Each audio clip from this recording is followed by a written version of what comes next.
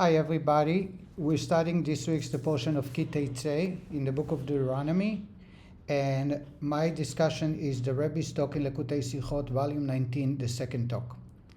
The talk is surrounded around a mitzvah that appears in this week's Torah portion, chapter 22, verse 8.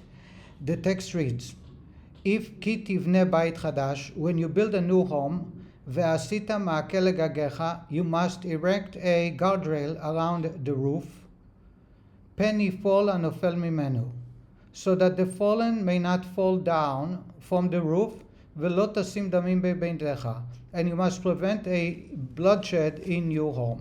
This mitzvah is the source of making guardrails and protections against people getting hurt, and particularly making a guardrail around the roof. When people go and walk on the roof or socialize on the roof, we must have a fence so that should not fall down.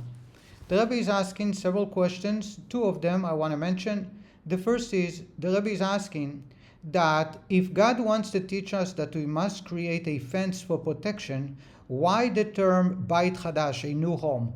This law apply regardless. If someone rents an existing home or he bought a new home, a home that's already built, he has the same obligation. All people are obligated to live in a house where there is access to the roof to build a fence around. Yet the Torah uses Ki Tivne Bait Chadash, when you create a new home.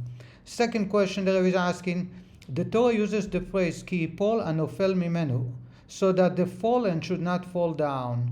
What do you mean, asked the Rebbe, the fallen? The purpose of the fence is to prevent from someone to fall down, yet the Torah is already calling him a fallen person, and our obligation is to prevent him from falling down. So again, two questions, why it is the Torah used the phrase of a new home, and the second is why the Torah calls the person a fallen person. And the Rebbe explains that there are parts of Torah that fully understandable can only be done when we study the spiritual aspect of Torah, which is Kabbalah. This is for the purpose to prove that the Torah, just on the plain text, can be understood, but it has some limitations that only Kabbalah can complement and explain. And here is one example. In the literal text, it's very difficult to address those two questions. But when we study the Kabbalistic understanding of this mitzvah, suddenly it all makes sense. And here is how the Kabbalah, the Hasidic teaching, the way the Rebbe explains it. When you build a new home refers to a marriage. When someone gets married, he is moving into a new home. Rabbis named their spouse as my home. We call it a housemaker. A wife is named a housemaker. A new home, in the blessings under the chuppah canopy, we bless the groom and bride to build a new home. And Ruth was blessed, and Boaz, when they got married in the court, they were blessed for building a new home in Israel. So a new home in this context refers to moving into a new project of marriage. When you get married, in order for us to be able to serve God and be happy and stay in the marriage, we must create a guardrail. The guardrail is there to make sure it's a safe environment for all the inhabitants.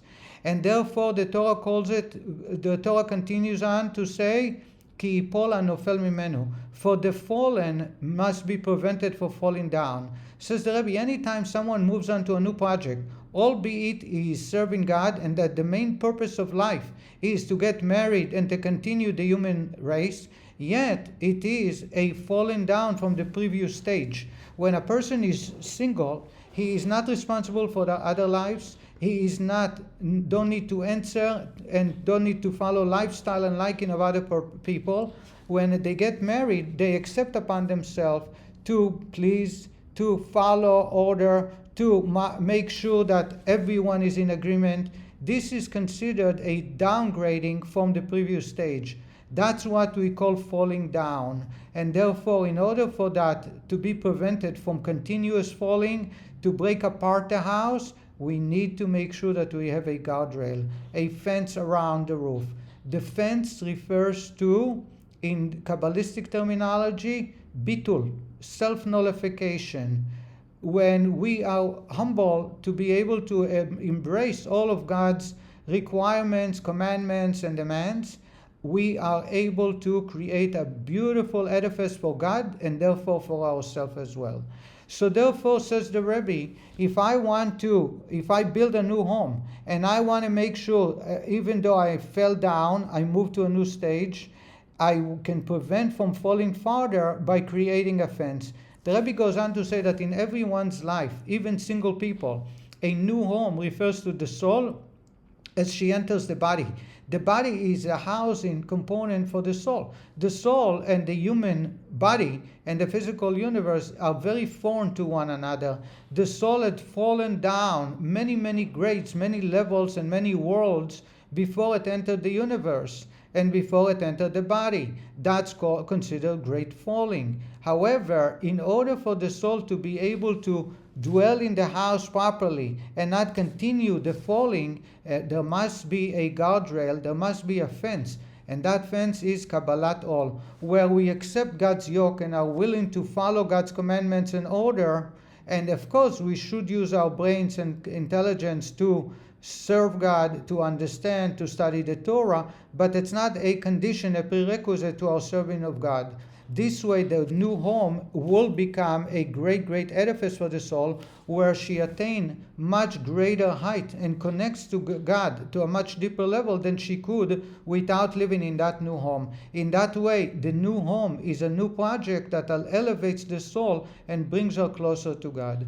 And that's why now we can understand why the Torah uses the phrase, when you build a new home, because from the Kabbalah point of view, it's referring to a new stage in our life, either when it comes to marriage or when the soul enters the body, and it's considered for the fallen should be prevented from falling further, because anytime we enter a new stage in our life, it's falling down from our previous level, and anytime the soul enters a body, it's falling down from where she was before.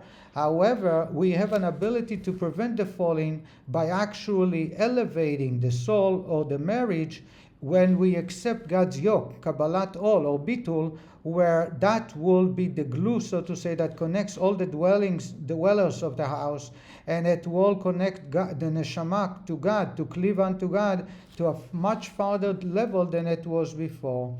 And in that way, this is the reason the Torah uses those terms with this mitzvah. I want to wish you all a Shabbat Shalom, and we should always share good news. Bye-bye.